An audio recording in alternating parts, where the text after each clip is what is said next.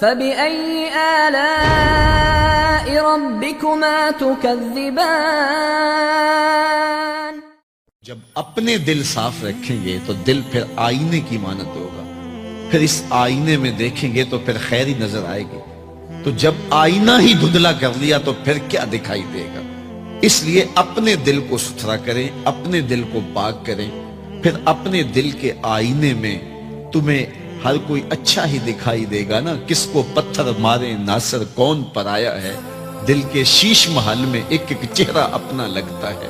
تو پھر دل مصفا ہو گیا، دل مزکا ہو گیا، تو پھر جو ہے وہ پاکیزگی ہی پاکیزگی ہے، نور ہی نور ہے۔ خشیت الہی جب بندہ مومن کے اندر اتر آتی ہے تو پھر اس کا اندر سنورنے لگ جاتا ہے۔ جہاں کوئی کیمرہ نہیں ہوتا، جہاں کوئی ایجنسی نہیں ہوتی، جہاں کوئی دیکھنے والا نہیں ہوتا، وہاں یہ خوف طاری ہوتا ہے کہ میرا رب مجھے دیکھ رہا ہے، اور یہ تصور انسان کی زندگی کے اندر خیر لاتا ہے۔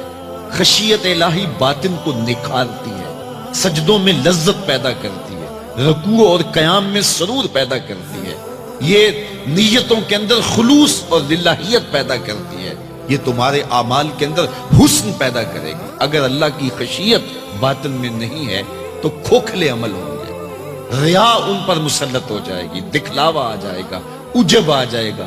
ہم تو نماز پڑھنے لگ جائیں تو بے نمازیوں کو حقیر سمجھنے لگ جاتے ہیں۔ وہ کیسی نماز ہے جس نے ہمیں تکبر میں مبتلا کر دیا، جس نے ہمارے دماغ میں غرور بھر دیا، ہمیں لوگ بونے بونے اور چھوٹے چھوٹے دکھائی دینے لگے اگر ہم نے جو ہے وہ چند سجدے کر لیے۔